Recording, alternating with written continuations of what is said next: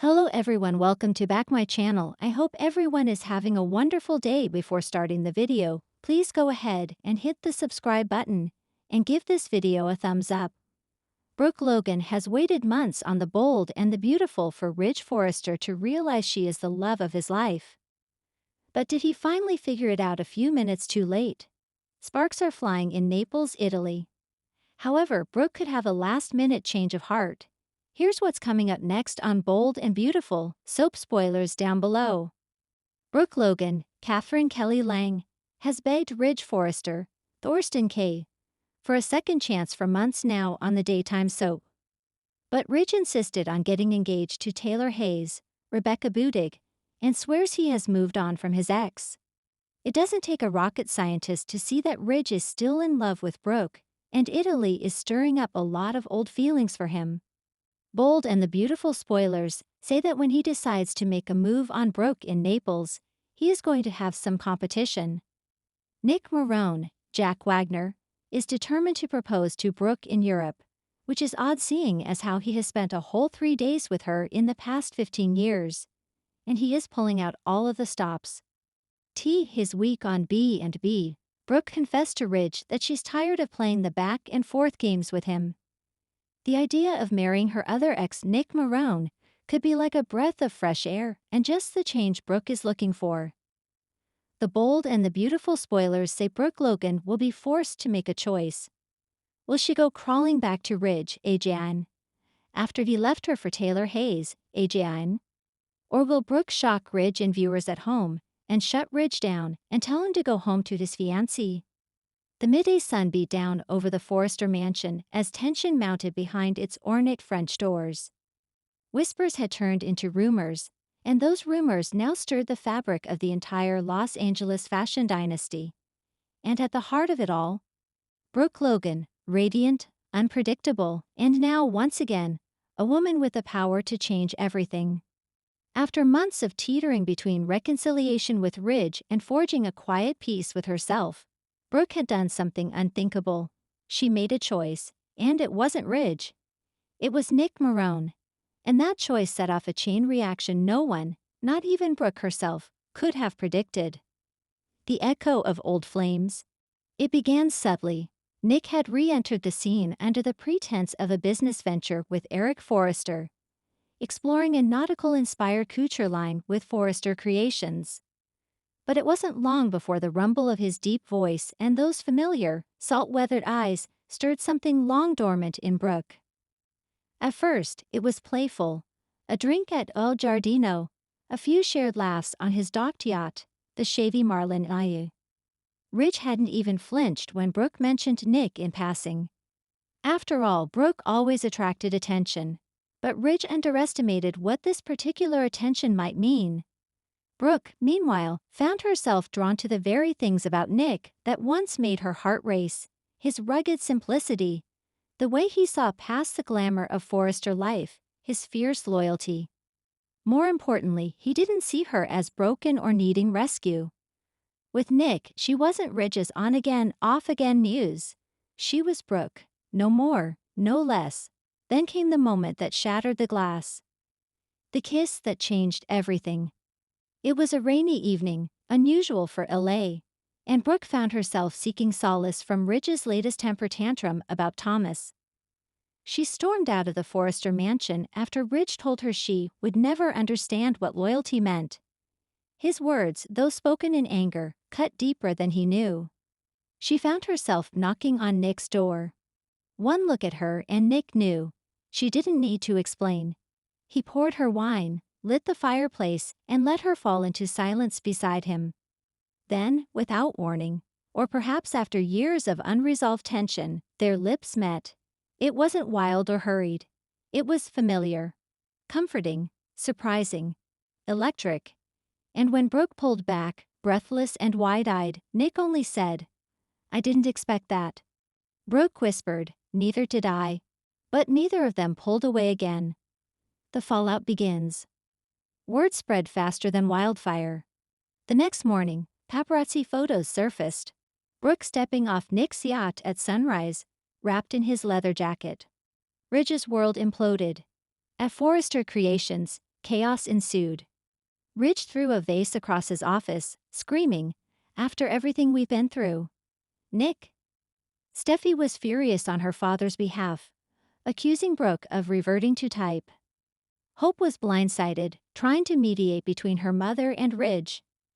"Mom, are you sure about this?" she asked, voice trembling. Brooke, standing in her kitchen in nothing but silk and certainty, nodded. "For the first time in a long time, I am." Katie confronted Brooke. "You really think Nick's the answer?" "He was with me, Brooke. He fathered my child.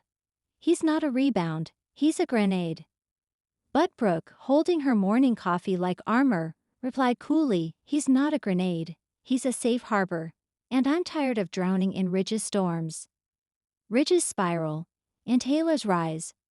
Ridge, shattered and humiliated, did what Ridge always does. He tried to reclaim control.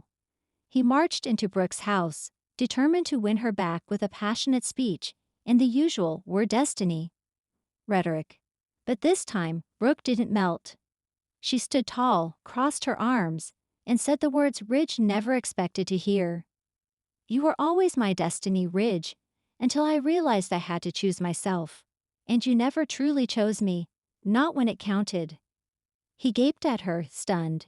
"You're making a mistake." Brooke shook her head. "No, I'm correcting one." Defeated, Ridge turned to an unexpected source of comfort, Taylor.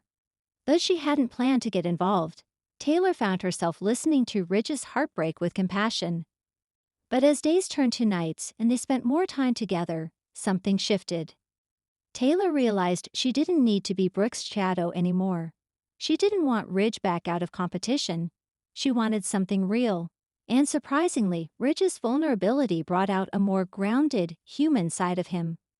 For the first time in years, Ridge and Taylor weren't just sharing memories, they were creating new ones. Nick's offer, and Brooke's leap of faith. Back on the shady Marlin Eau, Nick leaned on the railing, watching the ocean swell. "I've loved you, Brooke," he said quietly. "In all your forms. Wild, wounded, wonderful. But I'm not going to be Ridge 2.0, I won't chase you." Brooke stood beside him, hair swept by sea breeze. "I'm not asking you to." "Then what are you asking?" Brooke turned to face him. "A second chance. Not just for us. For me. For choosing something healthier. Something better." Nick smiled. "That all, and," Brooke added, twirling the chain around her neck. "Maybe to take this boat and vanish from Lay for a while." Nick's brow arched. "You? Leave Forrester Creations?" She laughed. "Maybe just for a few weeks. Let them sweat. Let me breathe." He reached out and pulled her into a kiss. "Deal." Shockwaves through the fashion world. The Forrester Fall preview was fast approaching. Reporters buzzed with the question of the hour. Would Brooke Logan still walk the runway as the face of the line? She didn't show. Instead, photos surfaced of her and Nick in Santorini, laughing, wine-glassed, barefoot. Ridge watched from backstage, jaw clenched, trying to force a smile as Taylor stood beside him in a soft blue gown. The show went on, but the absence of Brooke's golden presence was palpable. Hope took over her mother's role, but even she admitted, "It feels different." She was the heart. Steffi quipped, "Then maybe it's time we stop letting Brooke define Forrester." But in private, even Steffi knew, Brooke's departure left a void. Eric, meanwhile, seemed wistful but approving. She finally put herself first. "I just hope Nick knows how rare that is." Brooke returns, a new woman. 3 weeks later, Brooke returned. Tanned, peaceful, her smile genuine and unburdened. She arrived not at Forrester, but at Spencer Publications. Bill Spencer, always eager to stir the pot, offered her a column. Brooke unfiltered. Love, loss, and starting over. And she accepted. Ridge, seeing her on the cover of Eye on Fashion in Nick's arms, tried once more to reach her. But when he showed up at her door, Brooke didn't answer. Nick did. "She's busy," he said calmly. "Being happy." And for once, Ridge had no retort. Brooke's peace, Lie's stirring. Brooke's romance with Nick stirred the elite circles. She was no longer a Forrester queen, she was her own empire. Women admired her for walking away from the triangle. Men respected Nick for standing by her. Steffi grumbled, "It won't last." But even she wasn't sure. Taylor and Ridge grew closer, not out of desperation, but out of quiet rediscovery. Hope, watching her mother thrive, began to question her own path again. And Bill Spencer. He kept his eye on the storm, ready to pounce should Nick falter. But for now, Brooke Logan wasn't chasing love. She wasn't proving anything, she chose. And in doing so, she shocked everyone, but mostly, she saved herself. Final Toughs. In a world where destiny is often dictated by romantic entanglements and fashion feuds, Brooke Logan just pulled off the boldest move of all. She changed the script. Choosing Nick Marone wasn't just a romantic twist, it was an act of rebellion, of self-worth, of renewal. And whether it lasts or burns out with the setting sun, one thing is for sure. Brooke Logan is finally writing her own story. And Los Angeles better be ready. Thanks for watching this video and please subscribe our bold and BAU to UPDAT YouTube channel for more update news.